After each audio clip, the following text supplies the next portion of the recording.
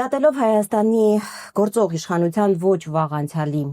հայտարարություններից հայ-ադրբեջանական խաղաղության պայմանագիրը, պարոն նախագահ, պետք է դառնար մի շատ կարևոր անկյունաքարային փաստաթուղթ, դարակազմիկ փաստաթուղթ,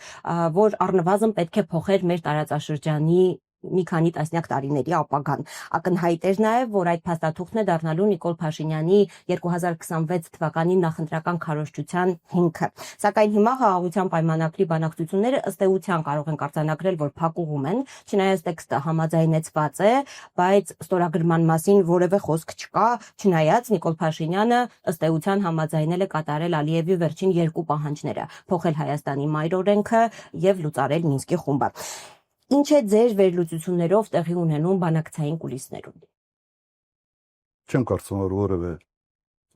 որոշ բան տեղի ունենում, եթե չհամարենք երեկվա թե անցած օրվա Ալբանիայում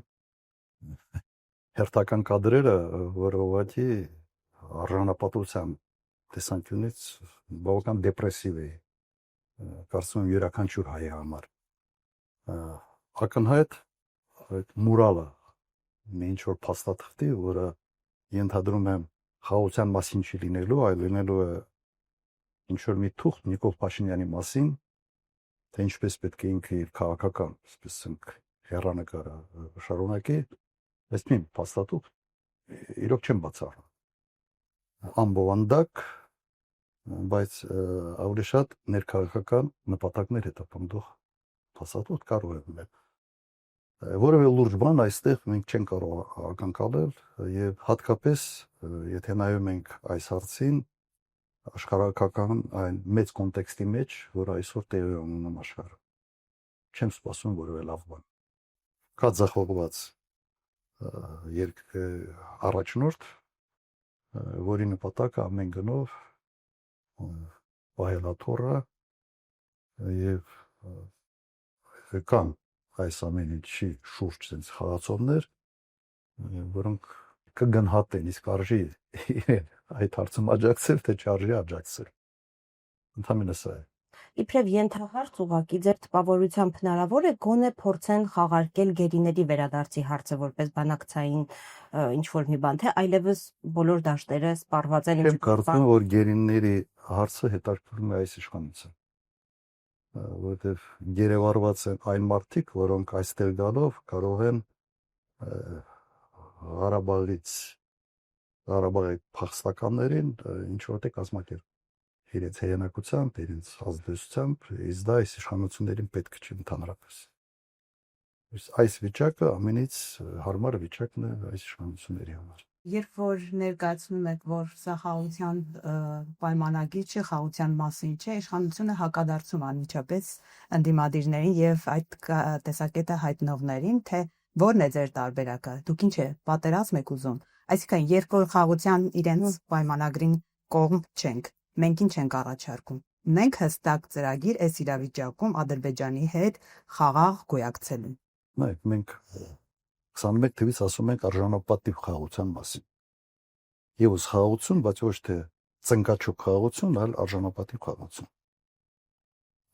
Ես չեմ հավատում, որ պարտության սիմվոլը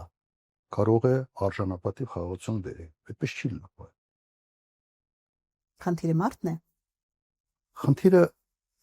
մարդն է, որը խորհրդանիշ է պարտության։ Խնդիրը մարդն է, որը արդեն այսպես աչքը վախած ամեն ինչից փորձում է ամեն գնով փրկել ինքը իրեն։ Եվ նման առաջնային մոտիվացիա ունեցող մարդը չի կարող մտածել պետության մասին, չի կարող մտածել ընդհանրապես ազգային շահերի մասին։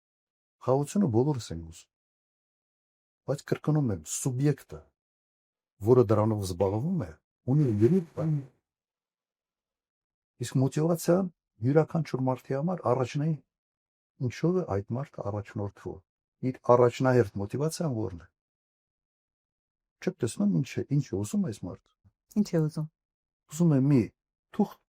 Նիկոլ Փաշինյանի մասին։ Եվ դա խաղաղության հետ որևէ առնչություն չունի։ Ես կրկնեմ, այն կադրերը, որոնք երեք տեսանք եւ որը շարժանառվում է ցանցերում, ուղղակի հայտարարություն է։ արժանապատվությունը կորցրած մարդու կեցվածք է։ Ոնց կուչ եկած, ոնց որ ենթակա շեֆի արչև կամ ծառա տիրոջ արչև հարաբերություններ են ձևավորվել այս։ Եթե բանի այդ այսպես կոչված body language-ը շատ լավ է ուղղակի բացատրում, թե այդ մարդը ինչ վիճակում է գտնվում։ Այդ մարդը իրեն արդեն դասել է որպես ենթակա, որպես մի մարդ, որը ամբողջությամբ կախված է այդ մարդկանցից, այդ երկու մարդկանցից եւ իր ամբողջ մարմինն է խոսում դրա մասին, որ այդ մարդուց որևէ օգտակար բան երկրի համար չի լինելու։ Հոգեբաններից հարց գտնվում, ինչ ասեմ։